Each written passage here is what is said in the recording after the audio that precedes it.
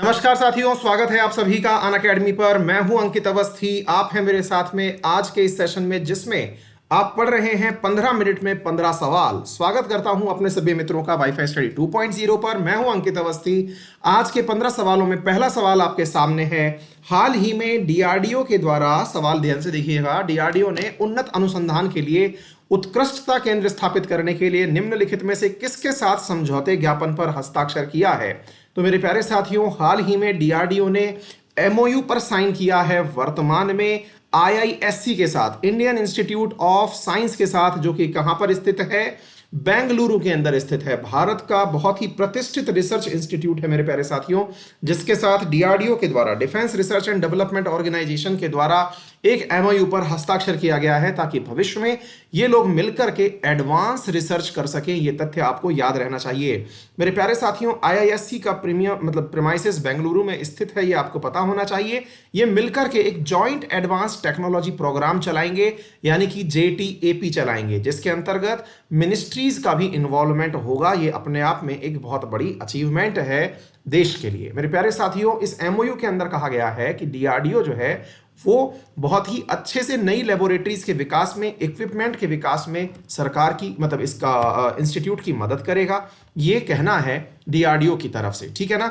चलिए, इसके साथ में मेरे प्यारे साथियों अन्य प्रश्न क्या बनता है, आइए देखते चलते हैं। लेकिन उससे पहले आपको थोड़ी सी जानकारी मैं आईआईएससी के बारे में देना चाहूंगा। आईआईएससी की स्थापना 1909 में हुई थी और इसकी स्थापना जमशेदजी टाटा के द्वारा की गई थी। असल में टाटा के द्वारा दिया गया ये भारत को एक प्रीमियम इंस्टीट्यूट है मेरे प्यारे साथियों, जिसको बाद में सरकार को सौंप दिया गया था। गोविंदन रंगराजन जो है इसके डायरेक्टर हैं और ये वर्तमान में बेंगलुरु कर्नाटक में स्थित है। मेरे प्यारे साथियों, आप मेरे साथ में वर्तमान में चल रहा मेरा पेड कोर्स जो कि एसएससी के अंदर चल रहा है, वर्ल्ड ज्योग्राफी का, ज्वाइन कर सकते हैं। वर्ल्ड ज्योग्राफी का यह कोर्स एसएससी कैटेगरी के अंदर बहुत डिटेल कोर्स है।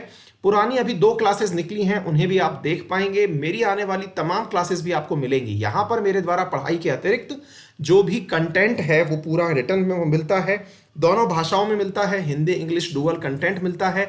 इसके अलावा एसएससी में चल रही मैथ की, रीजनिंग की, इंग्लिश की, टेक्निकल की तमाम क्लासेस मिलती हैं। मेरे प्यारे साथियों, आज का दिन बहुत अच्छे से याद रखें। आज सुबह 10 बजे तो हम एशिया का मैपिंग करेंगे ही करेंगे। इसके अलावा आज 11 बजे से एक जबरदस्त काम आप करने वाले हैं और वो है भारत के कॉन्स्टिट्यूशन के इंपॉर्टेंट आर्टिकल्स याद करना। तो आज हम लोग आर्टिकल की एक क्लास लेने वाले हैं फ्री ऑफ कॉस्ट। कहां पर? अनअकैडमी पर। आगे बढ़ते हैं। केरल में केरल फीड्स रेगुलेटर का शुभारंभ किया गया। निम्नलिखित में से किसको प्रोत्साहित करने के लिए किया गया है? केरल फीड्स रेगुलर, ये किसको प्रोत्साहित करने के लिए किया गया है? तो मेरे प्यारे साथियों, ये गॉट फार्मिंग को केरल के अंदर मेरे प्यारे साथियों बढ़ावा देने के लिए किया गया, बकरी पालन को, ठीक है ना। ये तथ्य आप लोग याद रख सकते हैं केरल सरकार के द्वारा। तो केरल फीड्स लिमिटेड असल में एक पशु आहार की तरह से कार्य है ना। तो केरल फीड्स लिमिटेड एक पशु आहार है और ये बकरी पालन के लिए हाल ही में रिसेंटली यहां पर गोट फीड मार्केट भी इन्होंने लॉन्च किया है। इसके जो चेयरमैन हैं केयर फीड लिमिटेड के, वो हैं केएस इंदुशेखरन नैयर, ठीक है ना। इन्होंने केरला फीड्स रेगुलर नामक इन्होंने हाल ही में एक प्रोडक्ट लॉन्च किया, जिसका मुख्य उद्देश्य गाय और बकरी के लिए एक उपयुक्त उचित प्रकार का पोषण तैयार करना है। यह एक पब्लिक सेक्टर सरकार की कंपनी है, आईएसओ प्रमाणित कंपनी है, जिसकी स्थापना 1995 में की गई थी। इसका जो मुख्यालय है वो कोलेटुमकरा में है, केरल फीड्स लिमिटेड का, जो कि त्रिशूर डिस्ट्रिक्ट के अंदर स्थित है। आप इस तथ्य को याद रख सकते हैं। अगले प्रश्न की तरफ बढ़िए। विश्व व्यापार संगठन की पहली महिला प्रमुख कौन बनने जा रही है? तो मेरे प्यारे साथियों, डब्ल्यूटीओ की वर्तमान में पहली प्रेसिडेंट बनने जा रही हैं नगोजी ओकोंजो। नाम याद रखिएगा मेरे प्यारे साथियों, पहली महिला डब्ल्यूटीओ की बनने जा रही हैं, वर्ल्ड ट्रेड ऑर्गेनाइजेशन की। जानकारी के लिए आपको मैं बता दूं, ये वही डब्ल्यूटीओ है जिसे कभी हम जीएटीटी के नाम से जाना जाता था, यानी कि journal agreement on trade and tariff के नाम से जाना जाता था। मेरे प्यारे साथियों, ओकांजो इवेलिया जो हैं, ये जो हैं वर्तमान में पहली महिला बनने वाली हैं। इनके बारे में मैं आपको बता दूं कि ये नाइजीरिया की वित्त मंत्री रह चुकी हैं। याद रखिएगा, ये नाइजीरिया से बिलोंग करती हैं, जो कि एक अफ्रीकी देश है। मेरे प्यारे साथियों, बात की जाए अगर डब्ल्यूटीओ की, इसका मुख्यालय है मेरे प्यारे साथियों जिनेवा में। याद रखिएगा, दुनिया ने जब विश्व युद्ध की समाप्ति हो रही थी तो तीन बड़ी बड़ी चीजें दुनिया में निर्मित होती हुई देखी थी, जिनमें से एक का नाम आईएमएफ था, दूसरे का नाम वर्ल्ड बैंक था और तीसरे का नाम जीएटीटी था, जिसे आप general agreement on trade and tariff कहते हैं। यही नाम बदल करके, और ये कब की बात है, 1944-45 की बात है ना। उसी समय ये जो जीएटीटी बना था ये बाद में डब्ल्यूटीओ में कन्वर्ट हुआ 1995 में, यानी नाम परिवर्तित हुआ है। ठीक है, तो ये तथ्य आप लोग याद कर सकते हैं। अब ये डायरेक्टर जनरल का जो पद वैकेंट था, इसी पद को लेने कौन जा रही हैं, तो ये हैं आपके सामने मेरे प्यारे साथियों, फर्स्ट लीड बनने जा रही हैं। तो बहुत ही इंपॉर्टेंट सवाल है, मैं कहूंगा आज का सबसे महत्वपूर्ण सवाल है, याद कर लेना बेटा। किसने उच्च ऊंचाई वाले छद्म उपग्रह विकसित करने की घोषणा की है? Develop high altitude pseudo latitude pseudo satellite, ये कौन विकसित करने जा रहा है? तो मेरे प्यारे साथियों, हिंदुस्तान एरोनॉटिक लिमिटेड, इन्होंने कहा है कि ये एक प्रकार के सूडो मतलब सैटेलाइट डेवलप करेंगे, जिससे कि दुश्मन के क्षेत्र में जाकर के वहां की इनसाइड जानकारी ले सकेंगे। देखिए क्या होता है ना कि सैटेलाइट जो होता है वो 200 किलोमीटर की ऊंचाई पर चलता है। असल में क्या होता है साथियों, करमन रेखा एक स्थान होता है जिसके बाद में ही हम लोग मानते हैं कि यहां के बाद ही अंतरिक्ष शुरू होता है। अब यदि कोई सैटेलाइट 200 किलोमीटर धरती से ऊपर उड़ रहा है तो वो भारत में उड़े या पाकिस्तान में, देखिए क्या होता है कि जो हमारे विमान उड़ते हैं वो एटमैक्स 50 किलोमीटर, क्योंकि समताप मंडल की ऊंचाई इतना ऊपर उड़ता है। लेकिन आप सोच के देखिए, अगर कोई विमान आपने ऐसा बना दिया जो 200 किलोमीटर पार करके उड़ रहा है, तो पाकिस्तान भी उसमें कोई दिक्कत नहीं कर सकता। पाकिस्तान भी ये नहीं कह सकता कि ये मेरे क्षेत्र में है। क्यों? क्योंकि अंतरिक्ष पर किसी का अधिकार नहीं है। तो ऐसी स्थिति में एचएएल का कहना है, हिंदुस्तान एरोनॉटिक्स लिमिटेड का कहना है कि हम लोग सैटेलाइट के पर्पज से नहीं, हम लोग दुश्मन के क्षेत्र में झांकने के लिए ही इसका डेवलपमेंट करना चाहते हैं, ऐसा कहना है अरूप चटर्जी का। अच्छा, ये कौन है? हिंदुस्तान एरोनॉटिक्स लिमिटेड के डायरेक्टर हैं। इन्होंने कहा है कि हम ऐसी सैटेलाइट विकसित करना चाहते हैं जो कि 70,000 फीट की ऊंचाई पर 2 से 3 मंथ तक उड़ सके। ठीक है, तो ऐसा इनका कहना है और इन्होंने कहा है ऐसा आज तक किसी भी देश ने नहीं किया है। ठीक है, तो ये तथ्य आप लोग याद कर सकते हैं। हिंदुस्तान एरोनॉटिक्स लिमिटेड की स्थापना वालचंद हीरानंद ने 1940 में बेंगलुरु में की थी। आपको मालूम होना चाहिए हमारा जो लाइट एयर कॉम्बैट है ना, जिसको एलएसी तेजस कहते हैं, उसका विकास भी यही लोग कर रहे हैं। और ये एचएएल जो है एक एरोस्पेस कंपनी है जिसका मुख्यालय बेंगलोर में है। ठीक है, चलिए आगे बढ़ते हैं। हाल ही में समग्र शिक्षा योजना खबरों में थी। समग्र शिक्षा योजना किस वर्ष शुरू की गई थी? बाय द वे मैं आपको बता दूं ये खबरों में क्यों थी, क्योंकि यहां पर भारत का जो शिक्षा मंत्रालय है, क्यों जो पहले एचआरडी मिनिस्टर हुआ करता था, जिसको हम मतलब अब ये वर्तमान में कौन है, रमेश पोखरियाल निशंक, जो अब क्या बन चुके हैं, शिक्षा मंत्री बन चुके हैं।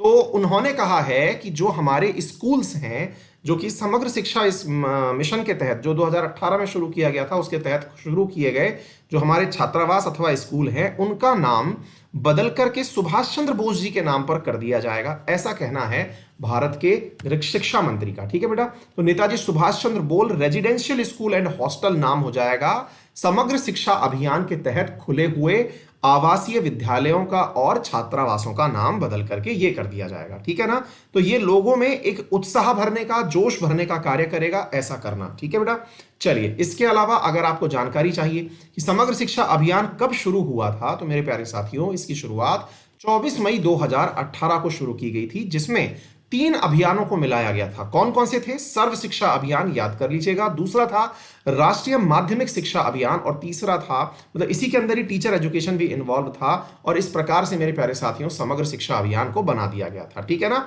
तो ये चीज याद कर लीजिएगा। 3 प्रमुख योजनाएं मिलकर के एक नई योजना को जन्म दी थी। वित्त वर्ष 2021-22 के लिए प्रधानमंत्री आवास बीमा योजना में कितनी राशि आवंटित की गई है? प्रधानमंत्री आवास योजना के अंदर 16,000 करोड़ रुपए की राशि आवंटित की गई है। ये तथ्य आप लोग याद रख सकते हैं। ये देखिए यहां पर थोड़ा सा दिक्कत है, ये फसल बीमा योजना है साथियों, माफी चाहेंगे, इसके अंदर थोड़ा सा मिस्टेक है, ये फसल बीमा योजना है। ठीक है ना, तो फसल बीमा योजना के लिए कितनी राशि आवंटित की गई है? तो 16,000 करोड़ योजना है जो लागू की गई है मेरे प्यारे साथियों। यहां पर मेरे प्यारे साथियों 16,000 करोड़ फसल बीमा योजना। फसल बीमा योजना के तहत क्या होता है भारत में मेरे प्यारे साथियों? प्रधानमंत्री फसल बीमा योजना के तहत 3 प्रकार की फसलें, कौन कौन सी? खरीफ, रबी और जो वाणिज्यिक फसलें हैं उनको कवर किया जाता है। खरीफ फसल के ऊपर प्रीमियम लिया जाता है, रबी के ऊपर प्रीमियम लिया जाता है और वाणिज्यिक फसलों के ऊपर 2%, 1.5% और 5% हमारे द्वारा प्रीमियम वसूला जाता है और फसल की सुरक्षा सुनिश्चित की जाती है। इसमें अगर मेरे प्यारे साथियों, ये देखिए ट्रांसलेशन में यहाँ पर एक छोटा सा मिस्टेक है, उसकी हम माफी चाहते हैं। आप इसे फसल लिख करके चलें, ठीक है ना। तो ये मेरे प्यारे साथियों एक प्रकार से वो योजना है जो भारत के किसानों के लिए एक बहुत बड़ी मतलब सहायता प्रदान करती है। कारण क्या है, क्योंकि इसकी वजह से किसान को अगर तेज बारिश आ जाए, बाढ़ आ जाए, सूखा पड़ जाए या कोई भी ऐसी स्थिति हो जाए जिससे उसकी फसल का नुकसान हो, तो इस बीमा से उस फसल की उसको पूर्ण रकम प्राप्त होती है। इसके लिए सरकार ने 16,000 करोड़ रुपए इस बार आवंटित किए हैं। इस योजना की शुरुआत 13 जनवरी 2016 को हुई थी, याद कर लीजिएगा, बहुत ही महत्वपूर्ण योजना है साथियों, है ना। तो कृषि और किसान कल्याण मंत्रालय द्वारा इसे लॉन्च किया, मतलब कार्यान्वित किया जाता है और नरेंद्र मोदी जी ने इसे लॉन्च किया था। हाल ही में होप मिशन फिर से खबरों में था। किसने फिर से मेरे प्यारे साथियों क्यों खबरों में था? यूएई का मिशन है, मंगल पर गया है मेरे प्यारे साथियों। इन्होंने बताया है कि इनका जो ये मंगल मिशन है ये मंगल की यात्रा पर पहुंच चुका है, अर्थात मंगल के चारों तरफ ऑर्बिट कर रहा है, चक्कर काट रहा है। ट्यूसडे को ये न्यूज निकल के आई थी। ये अरब वर्ल्ड का पहला स्पेस मिशन है मेरे प्यारे साथियों, जो होप मिशन के नाम से जाना जाता है, और ये कहा गया है रेड प्लेनेट पर गया है। अब ये ऑर्बिट कर रहा है। यूएई, चाइना, यूनाइटेड स्टेट, इन तीनों ने ही मेरे प्यारे साथियों, अगर आपको याद हो तो जुलाई में अपने द्वारा लॉन्च किए थे मिशन मंगल तक जाने के लिए। तो मेरे प्यारे साथियों यहां पर गल्फ का पहला और यूएई के द्वारा छोड़ा गया होप मिशन जो है यहां पर पहुंच गया है। क्यों ये खास है? क्योंकि ये 50वीं सालगिरह पर लॉन्च किया गया था यूएई की, ठीक है बेटा। होप को अल अमल के नाम से भी जाना जाता है। और मेरे प्यारे साथियों ये मतलब मंगल जो है उसके 687 दिन चक्कर काटेगा। वैसे मंगल का तो ये एक ही साल होता है ना। और तियानवेन मिशन जो है वो चाइना के द्वारा भेजा गया था, और जो यूएस था मेरे प्यारे साथियों उसके द्वारा रोवर मिशन भेजा गया था जिसका नाम था परजीवरेंस रोवर मिशन, है ना। तो मार्स परजीवरेंस एमपीआर जो था वो यूएस के द्वारा भेजा गया था। ये तथ्य आप याद कर सकते हैं, सबने जुलाई में ही भेजा था बेटा ये, है ना। तो ये होप मिशन था, ये यूएई के द्वारा भेजा गया है। तो यूएई के द्वारा ये भेजा गया मिशन लॉन्च कब किया गया था? 20 जुलाई को, और इसने ऑर्बिट कब करना शुरू कर दिया है? 9 फरवरी को। तो ये बहुत ही इंपॉर्टेंट और इंटरेस्टिंग न्यूज है, आपको याद रख लेनी चाहिए, परीक्षाओं के लिए उपयोगी है। गल्फ देशों की पहली न्यूज है ये। यूपी सरकार निम्नलिखित में से किसकी पहचान के लिए एक यूनिक 16 अंकीय यूनिकोड की घोषणा करी है? तो बेटा अब जमीन जो है ना उसे, जैसे आप लोगों का एक मतलब पर्टिकुलर कोड होता है, मतलब ऐसे समझिए आधार नंबर होता है, वैसे ही अब आप लोगों के पास में एक नया नंबर होगा। और यूपी सरकार ने जमीन की पहचान देने के लिए 16 डिजिट का एक यूनिकोड विकसित किया है ना। तो लैंड होल्डिंग्स जो हैं उन्हें पहचाना जा सकेगा 16 डिजिट के चक्कर में, है ना, 16 डिजिट में। और यहां पर क्या होगा, इसके जो पहले 6 डिजिट होंगे वो on the population of the land, जो ये बताएंगे कि भाई इस लैंड पर कितनी पॉपुलेशन निवास करती है। अगले 4 जो होंगे वो यूनिक आइडेंटिटी बताएंगे उस जमीन की। और उसके बाद 11 से लेके जो 14 तक के नंबर हैं वो डिवीजन ऑफ लैंड को बताएंगे। और आखिरी जो 2 हैं वो कैटेगरी बताएंगे, जिसके माध्यम से एग्रीकल्चर यूज होता है उस जमीन का, या रेजिडेंशियल यूज होता है कि कमर्शियल यूज होता है, ये उस बारे में, उस जमीन के बारे में बताया जाएगा। तो तीनों प्रकार की जमीन, चाहे वो कृषि की हो, चाहे रेजिडेंस की हो या कमर्शियल हो, उन तीनों की यहां पर मेरे प्यारे साथियों इसके द्वारा जानकारी दी जाएगी। भारतीय सेना ने किस स्थान पर 100 फुट ऊंचे राष्ट्रीय ध्वज की नींव रखी है? तो मेरे प्यारे साथियों हाल ही में जम्मू कश्मीर के गुलमर्ग में भारतीय सेना ने 100 फुट ऊंचे आर्मी के, या ये कहिए कि भारत का सबसे ऊंचा राष्ट्रीय ध्वज कहां पर फहराया गया है? तो वो गुलमर्ग में पहनाया गया है। तो ये आइकॉनिक नेशनल फ्लैग है जो कि इसकी रिसोर्ट गुलमर्ग में जम्मू कश्मीर के अंदर फहराया गया है। 100 फीट ऊंचा है, हाईएस्ट ट्राई कलर है जम्मू कश्मीर में जिसे इसे फहराया गया है। किस किस की मदद से इसको फैलाया गया है? तो सोलर इंडस्ट्री इंडिया ने इसको इंस्टॉल किया है गुलमर्ग के अंदर, ठीक है ना। इसको सोलर इंडस्ट्रीज इंडिया लिमिटेड के द्वारा ही स्पॉन्सर किया गया है, ठीक है ना। इसके लिए मेरे प्यारे साथियों यहां पर याद रखने की आवश्यकता है कि यहां पर आत्मनिर्भर भारत के तहत सौर ऊर्जा जो है वो कंपनी के लिए यहां पर एक बहुत बड़ी बात है। हाल ही में किस देश के अंतरिक्ष उद्योग ने 18 विभिन्न देशों से 40 उपग्रहों को कक्षा में लॉन्च करने की घोषणा की है? तो मेरे प्यारे साथियों हाल ही में रशिया ने कहा है कि वो 18 देशों के 40 सैटेलाइट, यानी कि सबका साथ लेके जाएगा ये, और कहां छोड़ करके आएगा? अंतरिक्ष में छोड़ करके आएगा, ऐसा इन्होंने कहा है मार्च में करने के बारे में। कौन लेके जाएगा? तो सोयूज 2 जो कैरियर विमान है उसकी मदद से मार्च में ये इतने सारे सैटेलाइट्स को अंतरिक्ष में छोड़ने वाले हैं। ये तथ्य आप याद कर सकते हैं, ठीक है। चलिए इसके बाद में मैं आपको बताऊं, सोयूज नाम बहुत फेमस है, क्यों? इंटरनेशनल स्पेस स्टेशन जाना हो तो भैया सब लोग लद के इसी में ही जाते हैं। सोयूज 2 जो है वो रशिया का रॉकेट सिस्टम है, रॉकेट 3 स्टेज लॉन्च व्हीकल है, इसको यूज करना है, इसको आप याद रख सकते हैं। रशिया के बारे में अगर मैं बताऊं, राजधानी मॉस्को है, रशियन रूबल करेंसी है, राष्ट्रपति व्लादिमीर पुतिन है और एशिया और यूरोप दोनों में ये स्थित है। आप देख रहे हैं ये आपको दिखाई दे रहा है यूराल माउंटेन, यूराल माउंटेन के नीचे ही यूराल नदी है। इसके पश्चिम वाले भाग को तो यूरोप में कंसीडर किया जाता है, पूर्व वाले भाग को हम एशिया में कंसीडर करते हैं। हाल ही में चमोली में एक विशाल हिमनद फटने की घटना हुई थी। यह कहां पर स्थित है? ग्लेशियर पिघला था ना अभी, तो मेरे प्यारे साथियों ये घटना कहां की है? उत्तराखंड की घटना है। वहां पर एक ग्लेशियर पिघल गया था जिसकी वजह से मेरे प्यारे साथियों बहुत बड़ा बस्ट हुआ था, है ना। तो यहां पर एक बहुत बड़ी मतलब चीज निकल करके आई थी, ये तथ्य आप लोग याद कर सकते हैं, ठीक है। इसके अलावा और कौन सी बात आप याद कर सकते हैं? चमोली उत्तराखंड में ऐसा हुआ था, ये तथ्य आप याद कर सकते हैं। इसकी वजह से काफी सारे जो फ्लड प्रोजेक्ट्स थे उनको काफी सारा नुकसान हुआ था, बहुत सारे लोग आज तक अभी तक लापता चल रहे हैं। ये नंदा देवी ग्लेशियर था मेरे प्यारे साथियों जो पिघल गया था, ठीक है। चलिए इसके बाद में मेरे प्यारे साथियों और कौन सी बात आप याद कर सकते हैं? कैपिटल यहां की देहरादून है, बेबी रानी मौर्य जो है यहां की गवर्नर हैं, त्रिवेंद्र सिंह रावत चीफ मिनिस्टर हैं। लोकसभा में 5 सीटें, राज्यसभा में 3, विधानसभा में 70 सीटें हैं। कॉर्बेट, गंगोत्री, गोविंद, नंदा देवी। तो मेरे प्यारे साथियों आपको याद रखना चाहिए नंदा देवी जो ग्लेशियर है, जो नेशनल पार्क है, वहीं से एक ग्लेशियर पिघल करके टूट गया है। ये रहा उत्तराखंड, इसे देवभूमि के नाम से भी आप जानते हैं। यहां से मेरे प्यारे साथियों ये हुआ है, ठीक है ना। हाँ जी, इसके बाद में उत्तराखंड के साथ बॉर्डर किसका साझा होता है? तो हिमाचल प्रदेश, हरियाणा, उत्तर प्रदेश इनका बॉर्डर साझा होता है। राजीव कपूर का हाल ही में निधन हो गया, किस क्षेत्र से जुड़े हुए थे? तो मेरे प्यारे साथियों ये एक जाने माने अभिनेता थे जिनकी आपने एक प्रतिष्ठित मूवी राम तेरी गंगा मैली हो गई शायद देखी हो। राजीव कपूर हाल ही में उनका निधन हो गया है, ठीक है ना। तो ये मेरे प्यारे साथियों और मेरा साथी और हम तो चले परदेश, ये इनकी कुछ प्रमुख प्रतिष्ठित फिल्म थी। ये मतलब इनका हाल ही में निधन हो गया है। आगे बढ़ते हैं। हाल ही में कौन टेस्ट क्रिकेट में 300 विकेट लेने वाले तीसरे भारतीय तेज गेंदबाज बन गए हैं? तो मेरे प्यारे साथियों हाल ही में ईशांत शर्मा 300 विकेट लेने वाले तीसरे मतलब भारत के गेंदबाज हो गए हैं टेस्ट क्रिकेट में। इससे पहले कपिल देव और अनिल कुंबले के नाम में ये वाला रिकॉर्ड है।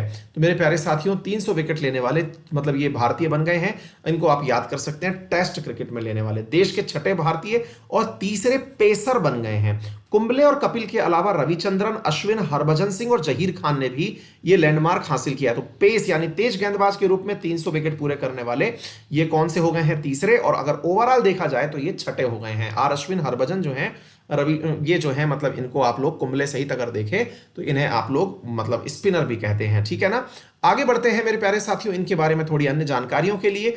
अनिल कुंबले ने 132 मैचों में 619 विकेट लिए। कपिल देव ने 131 मैचों में 434 विकेट। हरभजन सिंह ने 103 में 417 विकेट। रविचंद्रन अश्विन ने 75 मैचों के अंदर ही 386 विकेट का अपना जो गोल है वो पूरा किया है। और जहीर खान ने 92 मैचों के अंदर 311 और ईशांत शर्मा ने 98 मैचेस के अंदर मेरे प्यारे साथियों 300 विकेट का अपना रिकॉर्ड पूरा कर लिया है। पूर्व राष्ट्रपति डॉक्टर जाकिर हुसैन का हाल ही में जयंती मनाया गया। किस दिन मनाया गया? तो मेरे प्यारे साथियों डॉक्टर जाकिर हुसैन को उनकी बर्थ एनिवर्सरी पर सबने याद किया 8 फरवरी के दिन। तो मेरे प्यारे साथियों 8 फरवरी 1897 में जन्म हुआ था भारत के एक प्रतिष्ठित मतलब व्यक्ति जिनका नाम था जाकिर हुसैन। और ये मेरे प्यारे साथियों मतलब भारत के राष्ट्रपति भी रहे। इनका कार्यकाल 1967 से ये मतलब भारत के तीसरे राष्ट्रपति रहे और 1967 से 1969 के बीच में इन्होंने राष्ट्रपति का पद कार्यभार संभाला था। इससे पहले ये बिहार के गवर्नर भी रहे थे और भारत के वाइस प्रेसिडेंट 1962 से 67 के बीच में रहे थे। ये जामिया मिलिया इस्लामिया जो यूनिवर्सिटी है उसके को फाउंडर रहे हैं, वाइस चांसलर भी रहे हैं इसके। और इनके ही नेतृत्व में मेरे प्यारे साथियों इंडियन भारत फ्रीडम मूवमेंट भी चला था। भारत रत्न से इन्हें 1963 में सम्मानित किया गया था। निम्नलिखित में से किस टेनिक किंवदंती का हाल ही में निधन हो गया है? एक लीजेंड जो कि मतलब लिविंग लीजेंड जिन्हें कहते थे आप, जिनका हाल ही में निधन हो गया है, तो ये हैं अख्तर अली, जिनका हाल ही में मेरे प्यारे साथियों निधन हो गया है। ये इंडियन टेनिस के लिए काफी ज्यादा जाने जाएंगे और इन्होंने मेरे प्यारे साथियों 1955 में आपके लिए क्या खेला था? आपके लिए टेनिस खेला था, ठीक है ना। इन्होंने 8 डेविस कप खेले, 1958 से 64 के बीच में ये एक्टिवली पार्टिसिपेट करते रहे। ये था मेरे प्यारे साथियों आज का 15 मिनट में 15 सवालों का session. Hope you like it. अगर आपको ये अच्छा लगा हो तो इस सेशन को अपने साथियों से शेयर करना बिल्कुल ना भूलें। वीडियो को लाइक करें, ज्यादा से ज्यादा दोस्तों में इसे शेयर करें। और हाँ, अगर आप मेरे साथ जुड़ करके फ्री स्पेशल क्लासेस पढ़ना चाहते हैं तो उसके लिए आप मेरे साथियों अनअकैडमी लर्निंग ऐप अपने मोबाइल में इंस्टॉल कर लें। आज बेहतरीन 2 क्लासेस होने वाली हैं। एक तो आज हम एशिया का मैप लर्न करेंगे फ्री ऑफ कॉस्ट सुबह 10 बजे अनअकैडमी लर्निंग एप्लीकेशन पर। और दूसरा मेरे प्यारे साथियों, आप लोगों के लिए एक आज मैं जो बढ़िया क्लास लेके आ रहा हूं वो इंडियन पॉलिटी की है। मैं आपको उसमें article, parts of Indian constitution, ये सब लर्न कराने वाला हूं क्लास में। तो तैयार रहिएगा, बहुत ही महत्वपूर्ण और प्यारी क्लास आप लोगों के लिए ये होने वाली है। All the very best, see you in the next class. Thank you so much.